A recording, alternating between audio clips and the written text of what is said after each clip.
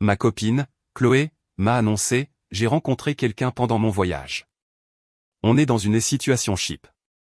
J'ai demandé comment c'était possible alors qu'on était ensemble, et elle m'a répondu, c'est compliqué.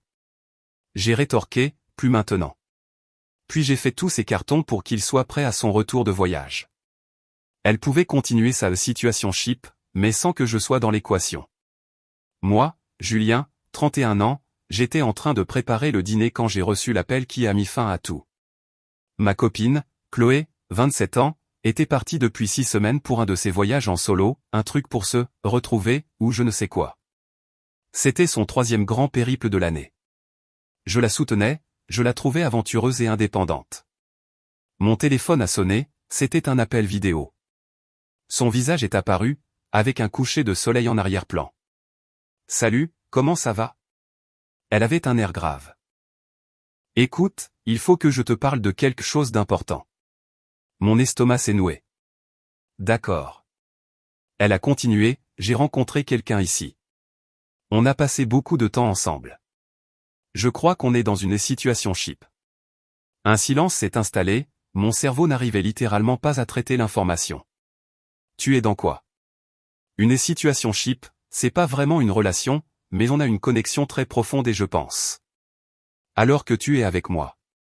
C'est pour ça que je voulais t'en parler, parce que c'est compliqué. Je t'aime toujours, mais j'ai aussi ces sentiments pour lui et je dois être honnête sur mon cheminement personnel.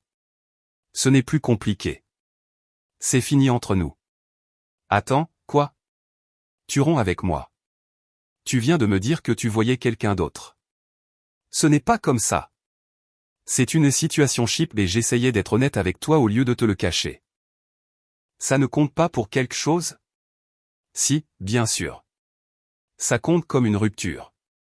Profite bien de ton voyage. J'ai raccroché et j'ai bloqué son numéro. Je suis resté assis là, à fixer les légumes à moitié coupés sur la planche. Puis je me suis mis en mouvement. L'appartement est à moi, j'ai signé le bail il y a 4 ans, et elle avait emménagé il y a environ 1 an. Elle me versait une petite participation au loyer, mais rien d'officiel, c'était très informel, parfois en liquide, parfois un virement par-ci par-là. J'ai vérifié le bail, seul mon nom y figurait, comme je le pensais. J'ai commencé à faire ses cartons. Il n'y avait pas tant de choses que ça, elle était très portée sur le minimalisme, et son détachement des biens matériels a rendu la chose plus facile.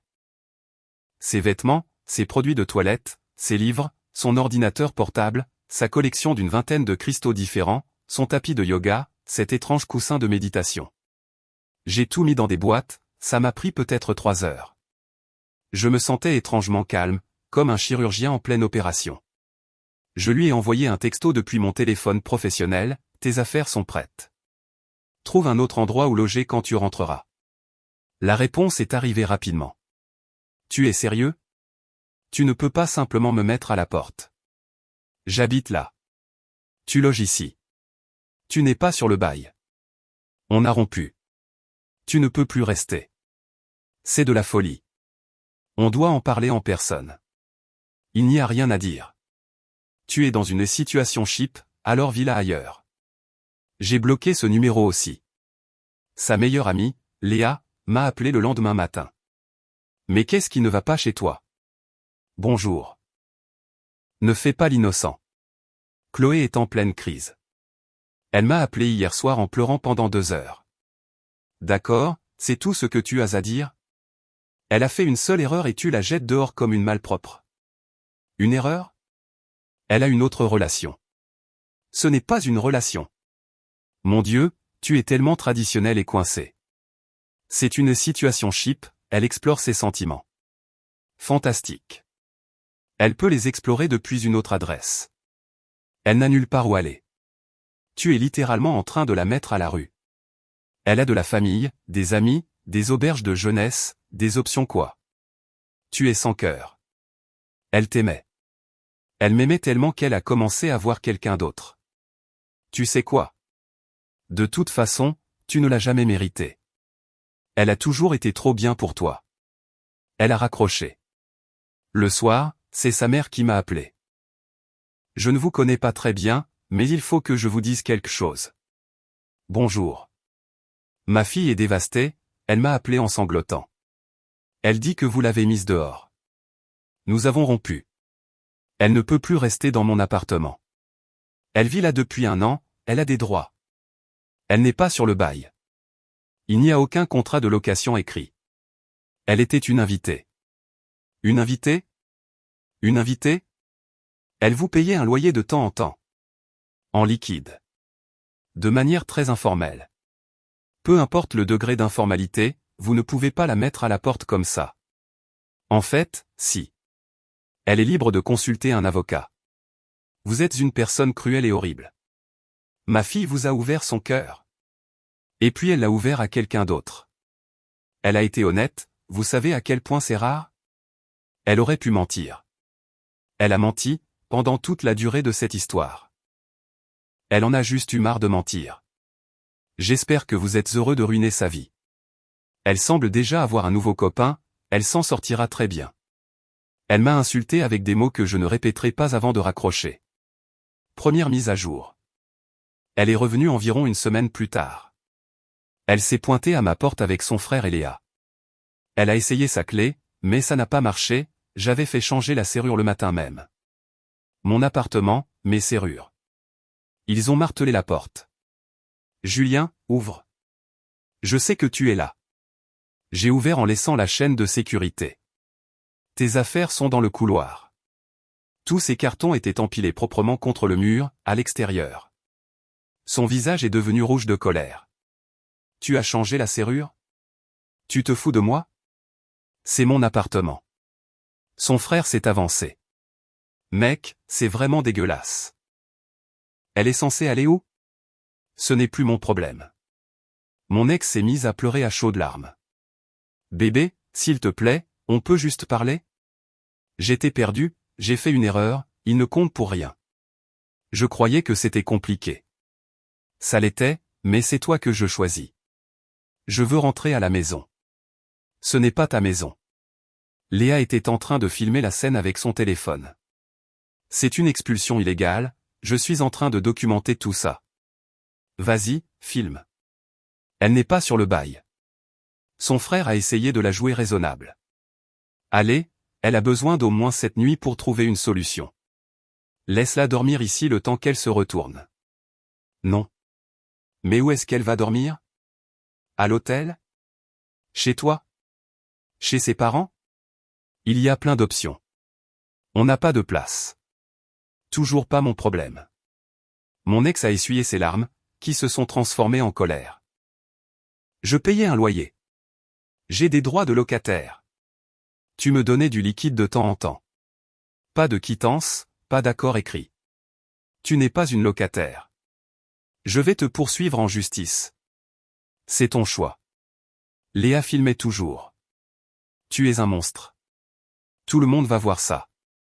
Super. Assure-toi de prendre mon bon profil. Son frère a commencé à charger les cartons. C'est vraiment bas, mec. Vraiment très bas. Ils ont tout emporté. Le soir même, Léa a posté la vidéo sur les réseaux sociaux avec en légende « Voilà à quoi ressemble la violence économique ». Les commentaires étaient partagés, la moitié la défendait, l'autre moitié se demandait pourquoi elle le trompait si elle était soi-disant victime. Je n'ai répondu à rien. Le lendemain, le gardien de l'immeuble est venu me voir. Bonjour, j'ai eu une plainte pour tapage. Oui, mon ex est venu récupérer ses affaires, ça a été un peu bruyant. Elle est sur le bail? Non. Alors tout va bien. Essayez juste de faire moins de bruit la prochaine fois.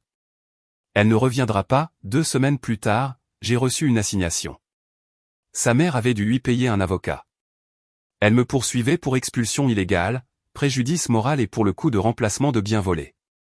La liste des biens prétendument volés était hallucinante, une machine à café que j'avais achetée, mon mot de passe Netflix, divers articles ménagers qui étaient clairement à moi. J'ai appelé un avocat et pris rendez-vous. Il a tout lu. C'est assez futile. Vous avez le bail? Oui, juste à mon nom. Un accord de location écrit avec elle? Non. Elle payait en liquide parfois, peut-être 10 virements sur toute l'année. Ce n'est pas suffisant pour établir un statut de locataire. Il faudrait des paiements réguliers et documentés, une habitude. Cette plainte va être rejetée. Combien ça va me coûter?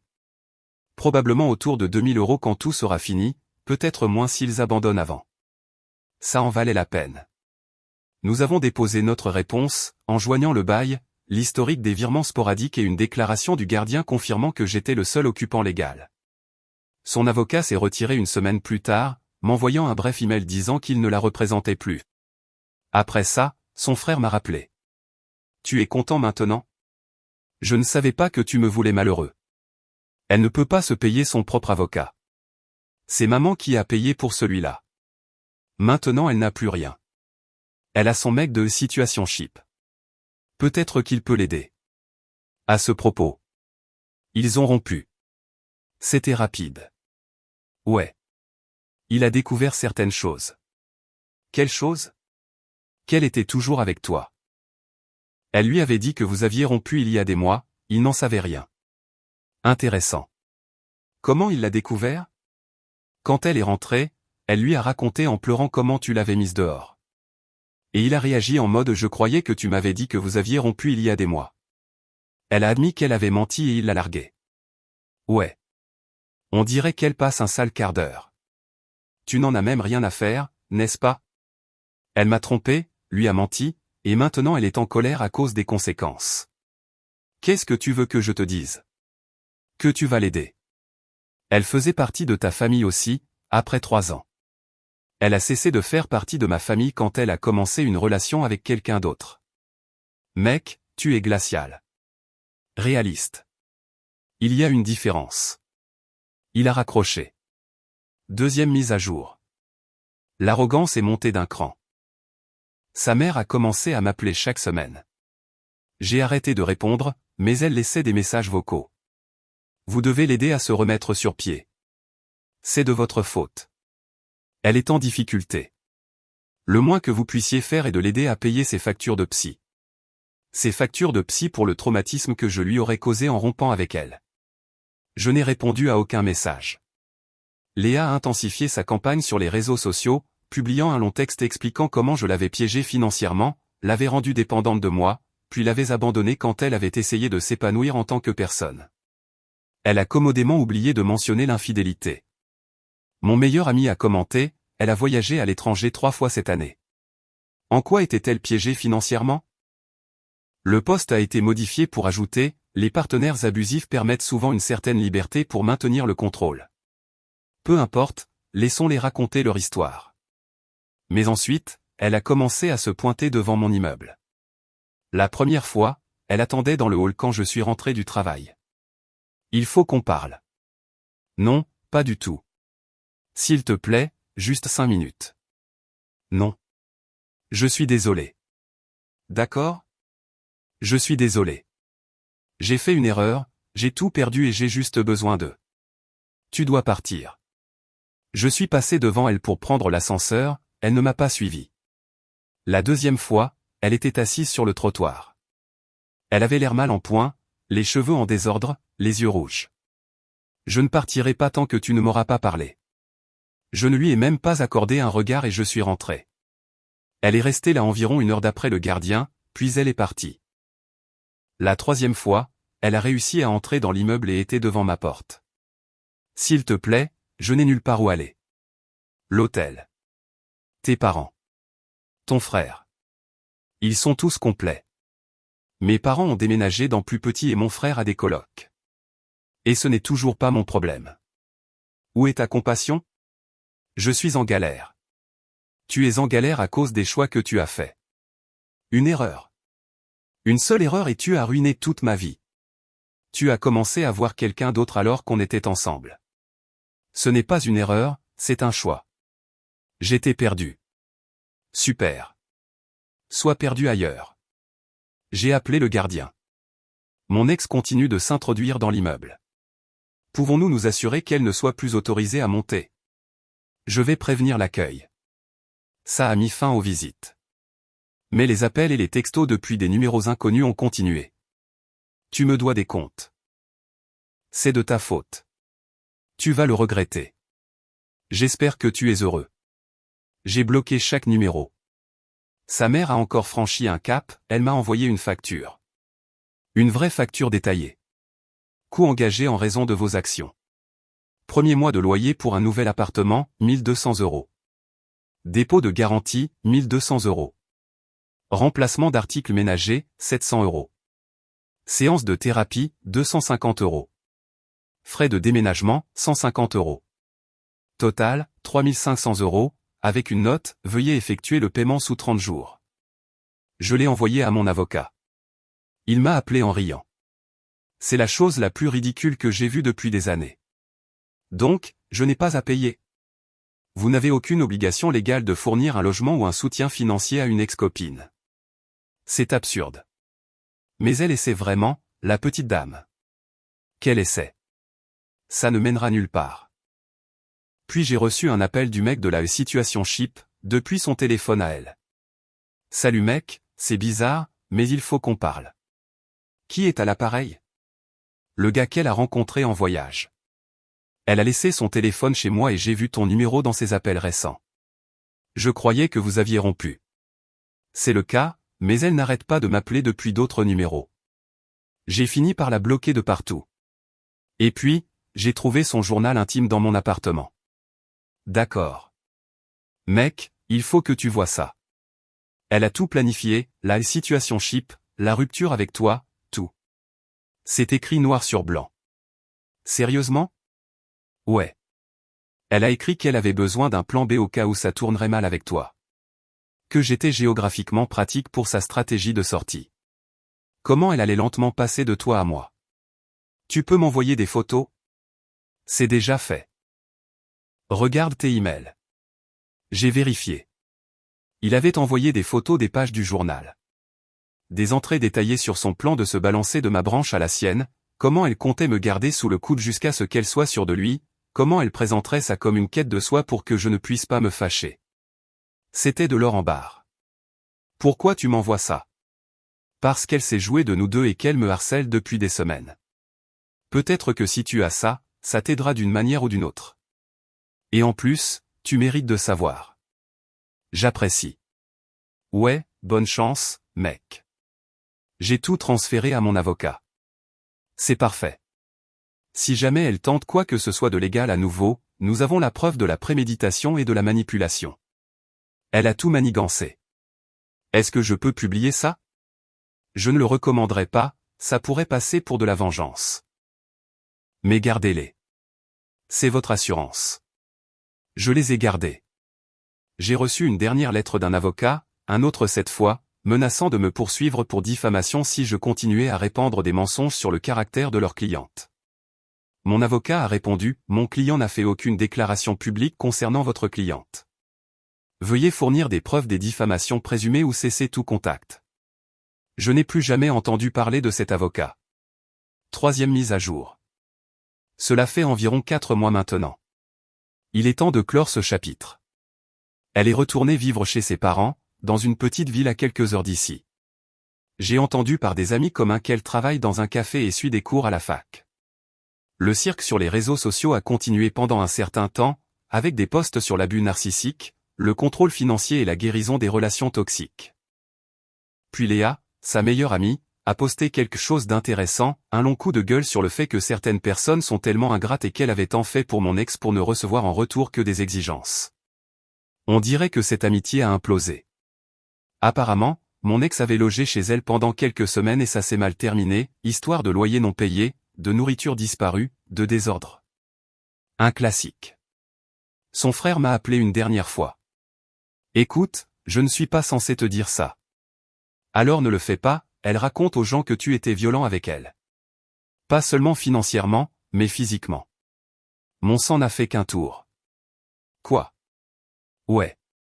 Sa nouvelle psy a suggéré que votre relation était peut-être abusive et elle s'est emparée de l'idée.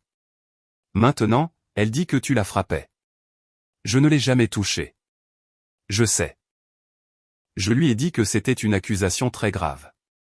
Elle a répondu que la violence psychologique était tout aussi valide. Et j'ai insisté, mais tu as parlé de violence physique. Elle s'est mise sur la défensive. Pourquoi tu me dis ça? Parce que ça va trop loin. Elle ment et c'est malsain. Je ne peux plus cautionner ça. Fais juste attention à toi. Si elle commence à répandre ça, ça pourrait te causer des problèmes. Merci pour l'avertissement. Ouais, et pour ce que ça vaut, tu as vraiment été bon avec elle. Elle n'a juste pas su l'apprécier. Je n'ai plus entendu parler de ces accusations. J'espère que l'affaire s'est tassée. Le volet juridique est complètement réglé, ça m'a coûté environ 1800 € au total en frais d'avocat, ça aurait pu être pire. L'appartement est mieux maintenant, j'ai acheté de nouveaux meubles, j'ai repeint. J'ai l'impression qu'il est vraiment à moi, et non plus à nous. Je vois quelqu'un depuis un mois, on y va doucement. Elle connaît toute l'histoire. Sa réaction a été, « Attends, elle t'a appelé depuis son voyage pour te dire ça ?» Yep. C'est psychotique. Un peu. Et apparemment, elle s'attendait à ce que je sois d'accord. Heureusement que tu n'as pas perdu plus de temps avec ça. Oui, c'est agréable d'être avec quelqu'un qui n'a pas besoin de se retrouver à mes dépens. Les problèmes de confiance, je ne vais pas prétendre qu'ils n'existent pas. Quand ma nouvelle copine voyage pour le travail, je deviens anxieux.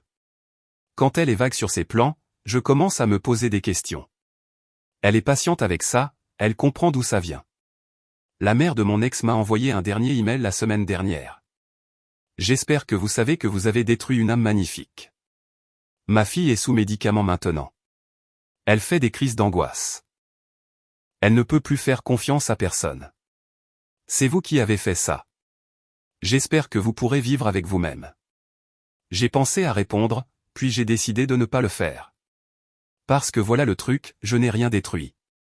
Elle a fait des choix, et j'ai réagi à ses choix. C'est tout. Elle a choisi de commencer à voir quelqu'un d'autre, elle a choisi d'appeler ça une situationship au lieu d'une tromperie, elle a choisi de me dire que c'était compliqué, elle a choisi de s'attendre à ce que j'attende gentiment qu'elle se décide. Et j'ai choisi de ne pas le faire. Les médicaments et l'anxiété, c'est vraiment dommage pour elle, sincèrement. Mais ce n'est pas de ma faute. C'est elle qui fait face aux conséquences de ses propres actions. Certaines personnes ne supportent pas les conséquences, elles ont besoin de blâmer quelqu'un, et je suis un bouc émissaire pratique. Mais ça ne m'empêche pas de dormir. Ma vie est en fait meilleure maintenant, plus paisible, plus à moi. Le groupe d'amis s'est un peu scindé, j'ai perdu quelques personnes qui ont cru sa version, j'ai gardé ceux qui me connaissent vraiment. La qualité plutôt que la quantité. Le travail va bien, l'appartement va bien, ma nouvelle relation va bien. Je vais bien. Est-ce qu'elle galère? Probablement.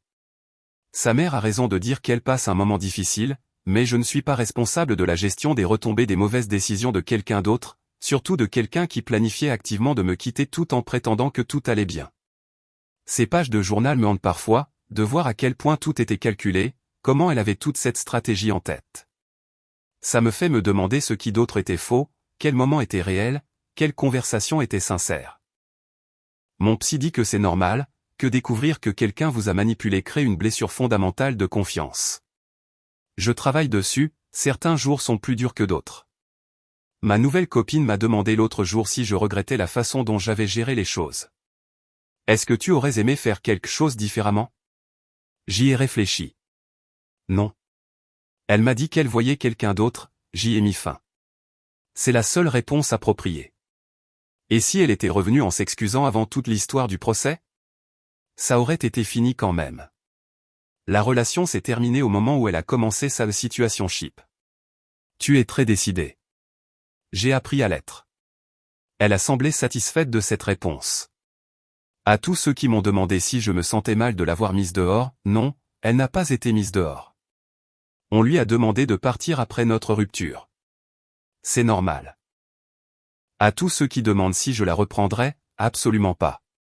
La confiance ne se reconstruit pas après quelque chose comme ça. À tous ceux qui sont dans des situations similaires, faites confiance à votre instinct. Si quelque chose vous semble louche, c'est probablement le cas. Si quelqu'un vous demande d'accepter qu'il sorte avec d'autres personnes, il en demande trop. Et à mon ex, si tu lis encore ces lignes d'une manière ou d'une autre, j'espère sincèrement que tu mettras de l'ordre dans ta vie. J'espère que la thérapie t'aidera. J'espère que tu retomberas sur tes pieds. Mais c'est toute la compassion qu'il me reste pour cette situation. Tu voulais explorer une situationship, tu as pu l'explorer. Tu as juste dû le faire sans moi en arrière-plan comme filet de sécurité. C'est le prix à payer. Ce sont les conséquences. Les actions en ont. vis avec. Modification, pour tous ceux qui posent des questions sur les pages du journal, je les garde privées. Elles sont une assurance, pas des munitions. Je n'ai pas besoin de l'humilier publiquement, juste de me protéger. Modification 2, oui, je sais que situation ship est apparemment un vrai terme. Non, je ne le comprends toujours pas entièrement. Oui, ça ressemble toujours à de la tromperie avec des étapes supplémentaires. Modification 3, à la personne qui a demandé si j'étais en colère. Pas vraiment. Je l'étais au début. Maintenant, j'ai juste tourné la page. Il y a une différence. Modification 4, arrêtez de me dire que je devrais lui pardonner pour ma propre paix intérieure. Je suis très en paix. Le pardon ne signifie pas laisser quelqu'un revenir dans votre vie. Modification 5, à ses amis qui lisent encore ceci, dites-lui d'arrêter d'utiliser mon adresse email pour ses comptes de shopping en ligne. Je ne veux pas de vos newsletters de boutiques de mode.